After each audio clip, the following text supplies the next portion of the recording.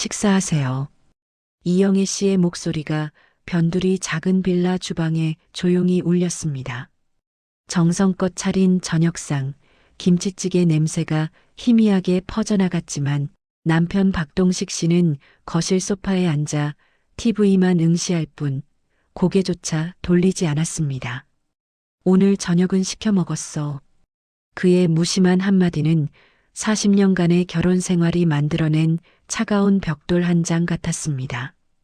영애 씨는 숟가락을 들었다가 이내 다시 내려놓았습니다. 혼자 먹는 밥은 모래를 씹는 듯 목이 메었습니다. 그날 밤 잠 못 이루던 영희 씨는 끝내 결심했습니다. 더 이상은 못 살겠어요. 이혼할게요. 63세, 드디어 자유를 찾아 낯선 세상으로 떠난 그녀를 기다리고 있던 건 상상조차 못할 밑바닥 인생의 냉혹한 현실이었습니다. 자식들은 그녀를 외면했고 세상은 비웃듯 등을 돌렸습니다.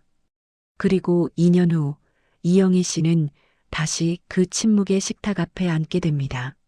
말없이 김치찌개를 끓여주는 전 남편 앞에서 과연 그녀는 무엇을 깨달았을까요? 오늘 한 여인의 쓸쓸하지만 진정한 깨달음의 여정을 여러분과 함께합니다. 2023년 가을 이영애 씨의 60대 삶은 깊은 권태와 무관심 속에 잠겨 있었습니다. 40년간 온 마음을 다해 가족의 식탁을 채우고 헌신적인 아내이자 엄마로 살아왔지만 남편 박동식 씨는 이미 오래전부터 그녀의 존재를 지운 듯 했습니다. 은퇴 후 집에 머무는 남편과의 하루는 침묵과 각자의 시간으로 채워졌습니다. 대화는 사라진 지 오래, 같은 공간에 있어도 서로는 완벽한 이방인이었습니다. 아침 6시면 어김없이 일어나 밥상을 차리는 영희 씨의 손은 이제 분노인지 슬픔인지 알 수 없는 미세한 떨림을 감출 수 없었습니다. 가족을 위해 바친 세월의 허무함이 밀려왔습니다. 어느 날 영희 씨는 병원에서 받아온 당뇨 진단서를 들고 동식 씨가 있는 안방 문을 두드렸습니다. 문을 열었을 때 동식 씨는 침대에 기대어 신문을 보고 있었습니다. 독서용 안경을 코끝에 걸친 모습이 낯설게 느껴졌습니다. 여보, 나 병원 다녀왔어요. 검사 결과 나왔는데 당뇨래. 영희 씨의 떨리는 목소리에도 동식 씨는 신문에서 눈을 떼지 않았습니다. 바스락거리는 종이 소리만이 방안을 채웠습니다. 그리고 딱 두 마디를 내뱉었습니다. 그래서 나보고 어떡하라고? 40년 해로한 아내의 아픔에 돌아온 것은 잔인한 무관심이었습니다. 그 한마디는 영희 씨의 심장을 찢는 듯 했습니다. 그 순간 영희 씨는 더 이상 이 결혼을 이어갈 이유가 없다고 판단했습니다. 40년의 세월을 송두리째 부정하는 남편의 무관심 앞에서 그녀의 손은 진단서가 아닌 이혼 서류를 향해 뻗어졌습니다. 영희 씨는 자녀들에게 이혼 계획을 알렸습니다. 휴대폰 너머로 들려오는 큰아들 성민의 목소리는 차갑게 변했습니다. 엄마, 지금 무슨 말씀하시는 거예요? 그 나이에 무슨 이혼이에요? 우리 생각은 안 하세요? 딸 유진은 역 앞 카페에서 만났을 때 테이블에 손을 짚으며 엄마를 이기적이라고 몰아세웠습니다. 아빠가 뭘 잘못했어요? 돈 벌어오고 바람 안 피우면 다 아닌가요? 엄마가 너무 이기적이에요. 막내 아들 지훈마저 공원 벤치에서 영희 씨의 손을 잡고 그래도 아빠는요? 아빠는 그 나이에 혼자 어떻게 사세요? 라며 아버지 편을 들었습니다. 의지했던 자녀들마저 등을 돌리자 영희 씨는 세상에 홀로 남겨진 기분이었습니다. 40년 평생을 가족에게 바쳤는데 누구 하나 자신을 이해해주는 이가 없었습니다. 동네 법률사무소를 찾아 조정 끝에 빌라 전세 보증금 중 일부와 위자료를 포함해 총 3천만 원을 받았습니다. 40년 세월의 대가치고는 너무나도 적은 금액이었지만 영희 씨는 돈 때문에 더 싸우고 싶지 않았습니다. 2024년 초 영희 씨는 익숙한 빌라를 떠나 보증금 1천만 원에 월세 35만 원짜리 허름한 반지하 고시원으로 이사했습니다. 40년의 살림은 옷가지 몇 벌과 낡은 이불, 그리고 그릇 몇 개가 전부였습니다. 이삿짐 센터 직원들이 떠난 후 영희 씨는 텅 빈 방바닥에 주저앉아 창밖으로 지는 겨울 해를 바라봤습니다. 이제 자유다 생각했지만 낯선 환경과 막연한 불안감에 잠 못 이루는 밤이 이어졌습니다. 새벽 6시에 일어나 가족의 밥상을 차리던 습관은 무너졌습니다. 늦잠을 자고 일어나도 하루 종일 할 일이 없었습니다. 친구 강은주에게 전화해 진작 이혼할 걸 그랬다고 말했지만 속으로는 불안했습니다. 통장 잔고는 매달 85만 원씩 빠르게 줄어들고 있었습니다. 기초연금 30만 원으로는 월세조차 감당하기 어려웠고 2천만 원의 현금은 3년이면 바닥날 것이 분명했습니다. 영희 씨는 당장 일자리를 찾아 나섰습니다. 식당 주방 보조, 청소 용역, 돌봄 서비스 그러나 수십 군데를 전화해도 돌아오는 답변은 한결같았습니다. 나이가 많아서 어렵습니다. 젊은 분을 찾습니다. 60대 중반의 여성에게 세상의 문은 너무나도 높고 차가웠습니다. 그녀의 이력서에는 40년 가정주부 경력만 적혀 있을 뿐 사회생활 경험은 전무했습니다. 어렵게 구한 일은 전단지 배포였습니다. 하루 4시간 3만 원, 월 60만 원을 벌 수 있었지만 매일 아파트 계단을 오르내리고 무거운 전단지 뭉치를 나르자 무릎과 허리는 금방 망가졌습니다. 저녁이면 파스를 붙이고 누워도 통증은 가시지 않았습니다. 생활비를 아끼기 위해 하루 한 끼만 먹는 날이 많아졌고 병원에서 처방받은 당뇨약도 몰래 줄여 먹기 시작했습니다. 돈이 바닥나자 자녀들에게 도움을 청했지만 돌아온 것은 차가운 외면뿐이었습니다.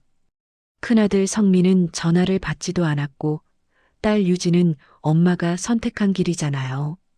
우리도 각자 힘듭니다라며 전화를 끊었습니다. 막내 아들 지우는 10만 원을 건네며 이것밖에 없어요. 죄송해요라고 말할 뿐이었습니다. 영희 씨는 홀로 빗속에서 터져나오는 눈물을 참았습니다. 외로움과 막막함이 그녀를 짓눌렀습니다.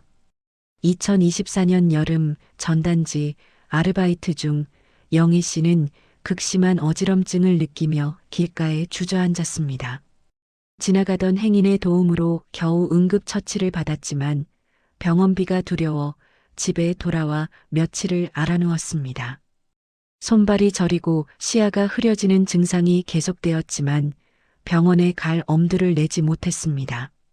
결국 8월의 어느 아침 화장실에서 소변을 보던 영희 씨는 갑자기 심한 어지러움을 느끼며 바닥에 쓰러졌습니다. 차가운 타일 바닥에 뺨이 닿았고 눈앞이 하얗게 변했습니다. 몇 시간이 지났는지 알 수 없었지만 간신히 정신을 차리고 119에 전화했지만 온몸이 떨려 주소조차 제대로 말하기 어려웠습니다. 응급실에서 의사는 그녀의 혈당이 40까지 떨어지는 저혈당 쇼크였다며 신장 기능도 심각하게 저하되었다고 진단했습니다. 당장 입원해서 정밀 검사와 치료를 받으셔야 합니다. 보호자분 계세요? 영희 씨는 고개를 저었습니다. 없어요. 간호사가 연락처를 확인했지만 큰아들 성민과 딸 유진은 전화를 받지 않았습니다.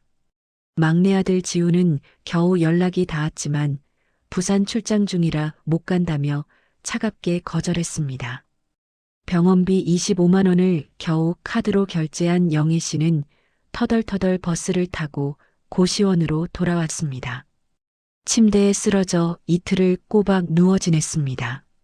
세상에 완전히 홀로 남겨진 듯한 절망감이 그녀를 덮쳤고 박말순 할머니의 쓸쓸한 죽음이 오버랩되면서 나도 저렇게 될까 하는 두려움에 몸을 떨었습니다. 다행히 지역 노인 복지관 김민서 상담사가 소식을 듣고 병원에 달려왔습니다. 민서 씨의 도움으로 영희 씨는 긴급 의료비를 지원받고 퇴원 후 복지관에서 운영하는 마음 쉼터 모임에 참여했습니다. 그곳에서 자신과 비슷한 처지의 여성들과 교류하며 작은 위로를 얻었습니다. 쉼터 회장 이숙경 씨의 도움으로 영희 씨는 동네 식료품점에서 오전 시간대 포장 보조 일을 시작했습니다.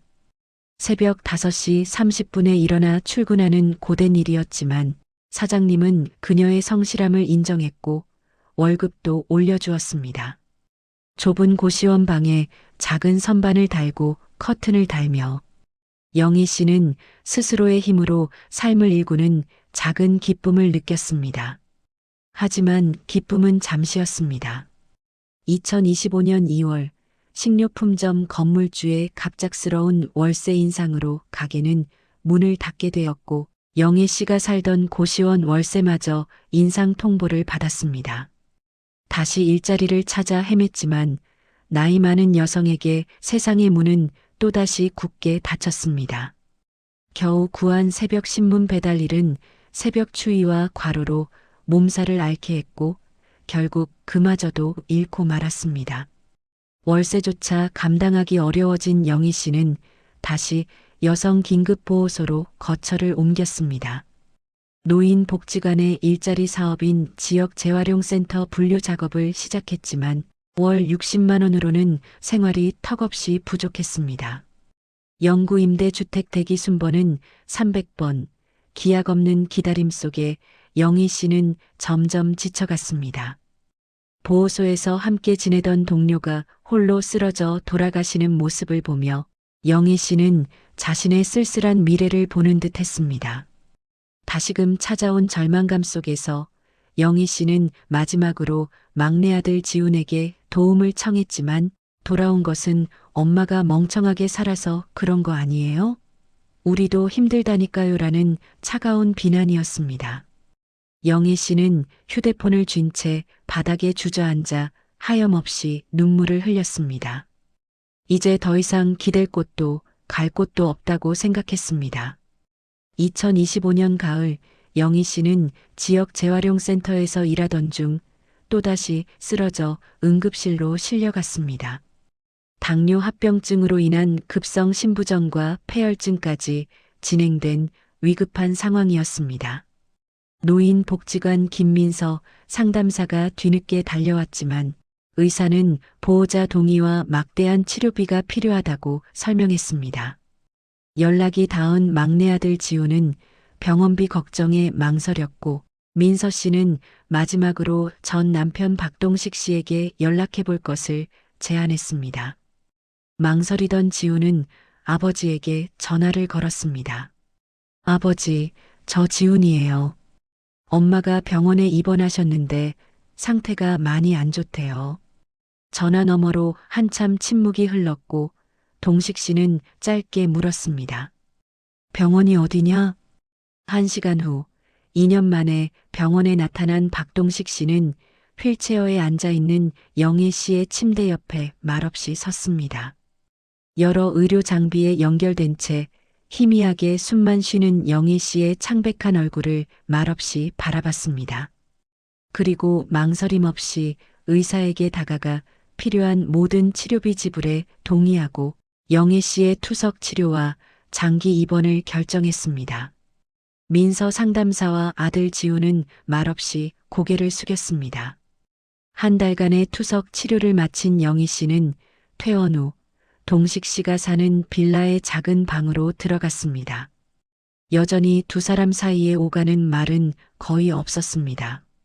하지만 동식 씨는 매일 아침 영희 씨가 좋아하는 김치찌개를 끓여 식탁에 놓아주었고 말없이 병원비를 대고 생활비를 주며 영희 씨를 돌봤습니다. 어느 저녁 2년 만에 처음으로 마주 앉아 밥을 먹는 식탁. 영희 씨는 묵묵히 김치찌개를 떠먹었습니다. 40년간 먹어온 바로 그 맛이었습니다. 밥 먹는 것조차 견딜 수 없어 떠났던 자신을 지옥 같은 현실 속에서 끝까지 버리지 않고 묵묵히 지켜준 것은 바로 이 남자였다는 것을 영희 씨는 새삼 깨달았습니다. 그 침묵은 무관심이 아니라 40년간 묵묵히 책임을 다한 사랑의 방식이었음을 영희 씨는 너무 늦게 알게 된 것입니다. 설거지를 하며 창밖의 하얀 눈송이를 바라보는 영희 씨의 얼굴에는 후회와 체념, 그리고 삶의 무게를 받아들인 쓸쓸한 평온함이 담겨 있었습니다. 이영희 씨는 자유를 찾아 떠났지만 외로움과 고통 속에서 묵묵한 책임이라는 사랑의 또 다른 얼굴을 발견했습니다. 그녀의 선택이 옳았는지 그른지는 누구도 감히 판단할 수 없습니다. 다만 이 이야기가 우리에게 묻고 있습니다. 때로는 화려한 말보다 묵묵한 행동이, 익숙함 속에 숨겨진 책임감이 얼마나 소중한지 말입니다. 우리가 지금 당연하게 여기는 것들의 진정한 의미를 너무 늦기 전에 깨달았으면 하는 바람입니다. 이 이야기가 여러분의 마음에 작은 울림이 되었기를 바랍니다. 감사합니다.